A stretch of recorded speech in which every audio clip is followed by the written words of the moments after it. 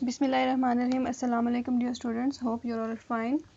I welcome you all in the third lecture of unit number 3, that is the periodic table. In the previous lecture I told you about the chemical symbols, atomic number and the mass number. Today we are going to learn the arrangement of electrons in the atom. The arrangement of electrons around the nucleus of the different elements, how they are arranged in the different elements. So let's start our lecture. Kindly consult your book page number 35.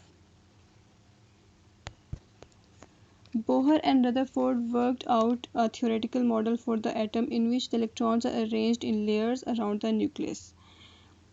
Outside the nucleus, electrons of any atom are arranged in the shells or the layers, that is their particular path in which they revolve around the nucleus.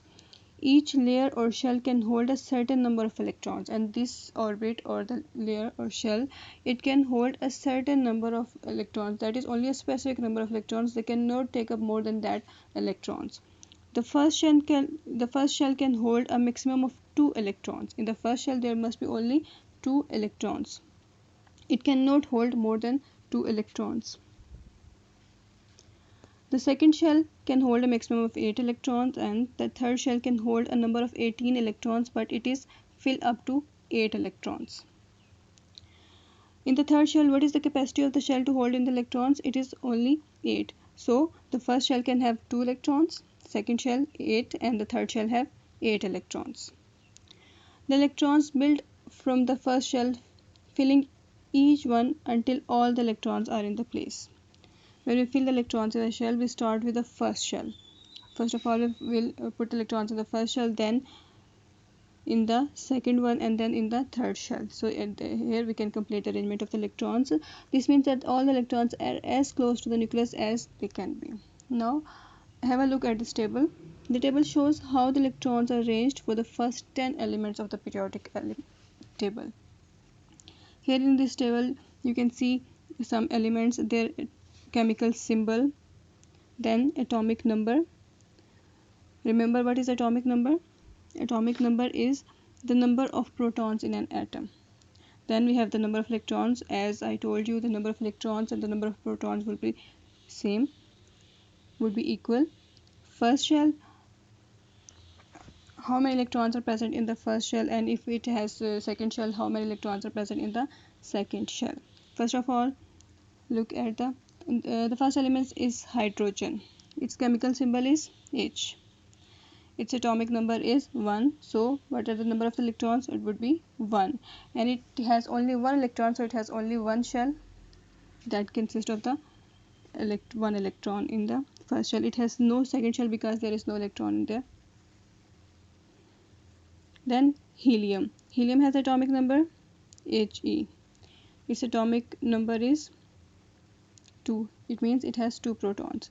Number of electrons would be 2. So how many electrons are present in the first shell? 2 electrons are present in the first shell.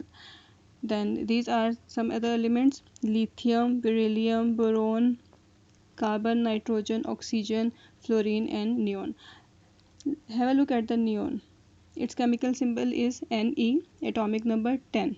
It has 10 protons in its nucleus. Number of electrons would also be 10. First shell, it has 10 electrons, so it would have 2 shells. First shell, you know that first shell contain only 2 electrons, and 2 electrons in the first shell, and in the second shell there would be 8 electrons. Now move to the next one, the ions. What are the ions? What are the positive ions and what are the negative ions? In some chemical reactions, the electrons that surround the nucleus move from one atom to another atom. They can move from one atom to another atom. So the atoms that can gain that electron, that lose that electron, what would be the charge at that atoms? An atom with one or more additional electrons, additional with one or more extra electron, is called a negative ion or anion. Which has gained any extra electron, so it is called a negative ion. And the atom which has lost one or more electron is called a positive ion, or it's a cation. Metal atoms, they are the positively charged particle because they lose electron in the chemical reaction, so the atoms become ions with a positive charge. and positive charged ions are called cations. Non-metal atoms, they accept extra electrons, so they become negatively charged ions, and they are also known as anion. Here you can see that sodium is a metal. Each sodium atom can lose one electron to become a positively charged ion. The sodium lose one electron, so it becomes a positive charged ion, and the chlorine, it gains an electron, so it becomes negative charged ion. So what are the positive charged ions? The atoms which has lost one or more electron are called the positive ions, and the atoms which has gained, which can accept additional electrons, they are known as negative ions or anions. Take care of yourself. We will meet in the next video. Thank you all. Allah Hafiz.